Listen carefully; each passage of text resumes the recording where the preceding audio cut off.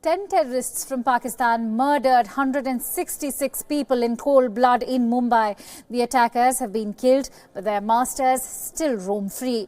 A decade later, the case drags on. Multiple dossiers sent, eyewitnesses' testimonies recorded, and a mountain of proof submitted. But Pakistan won't admit the truth.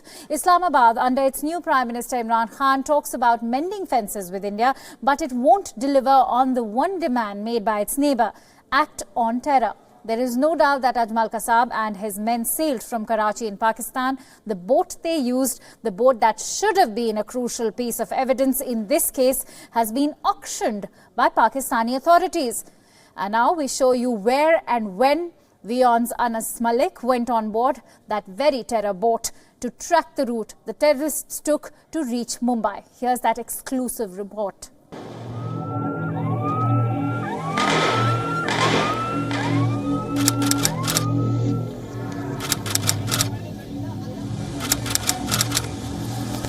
Years ago, on November 23rd, 10 Lashkar-e-Toiba terrorists left Karachi via sea.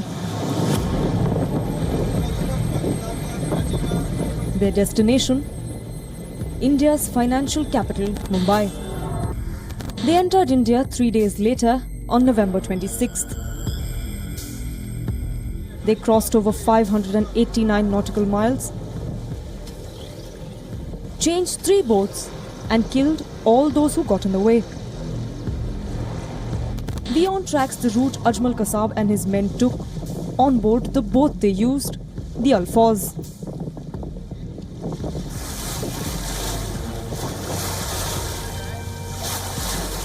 So we're at Karachi's jetty. From here, the main boats sailed off. About 10 years ago, Kasab and his men sailed off from this very point.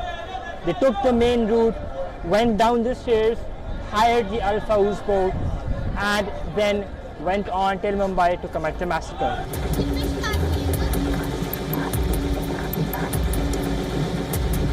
On board the Al-Fauz, Kasab and his men began their journey.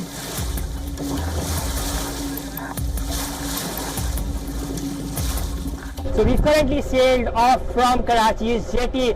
Towards my right is the way that leads to Karachi's Ibrahim Haidari. If my cameraman can just show you around, that the way to Ibrahim Haidari shows this way, and this is the way that leads towards the right. It leads to Ibrahim Haidari. Towards my right is currently the China port, the newly constructed China port, but back in 2008, its construction had been ongoing.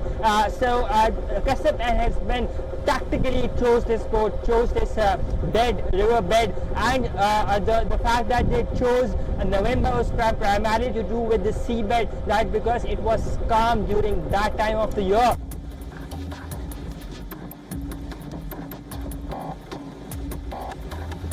They crossed international waters unnoticed.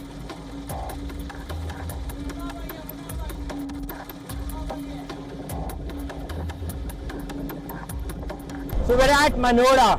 This is an island that is off Karachi. Towards my right is Manora. Manora is the last point beyond which the breakwaters of Karachi start, after which the international waters, the territorial boundary of Karachi and Pakistan ends. Kasab and his men, they tactically took the Karachi jetty. From the Karachi jetty, they went on to Ibrahim Haidari, and from there they sailed off towards Karachi's breakwaters to the international waters.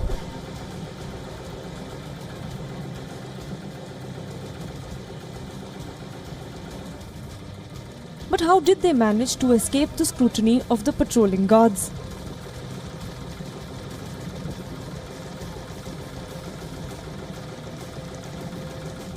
You can see right behind me, towards my right and towards my left, both are the mangroves, are those thick mangroves that can be taken as cover, and this is the exact strategy which Kasab and his men opted for. 10 years ago, they took cover of these mangroves as they make their own way, and they went on undetected till the first catch of Mumbai.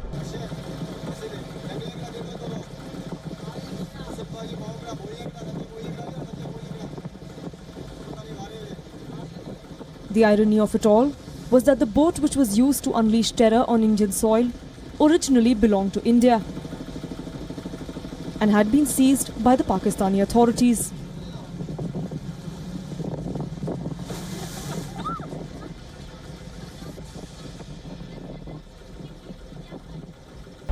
To what our sources say, the current boat that we are on, it's the same nature of the boat.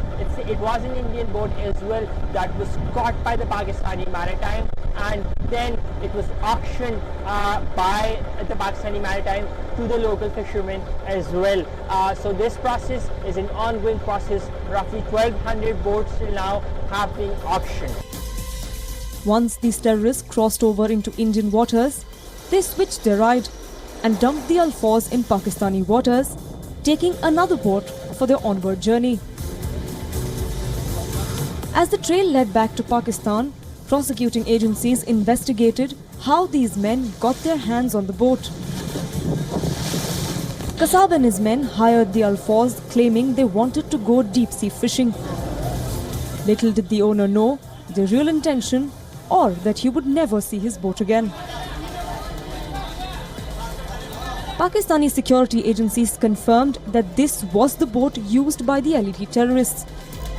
They not only tracked down the shop owner, they also traced a money exchange company that was used by Kasab. In October 2016, Pakistan anti-terror panel told the court no further inspection of the boat was required, as they managed to join all the dots, and thus the Al-Fauz was forgotten. A decade later, even as the masterminds of the attack still roam free, a crucial piece of evidence has been compromised. While the trial drags on, this boat is no longer a property of the investigating agencies, making one thing clear: that Pakistan is committed to shielding those responsible. With Anas Malik in Karachi, Poonam Burde for Wion.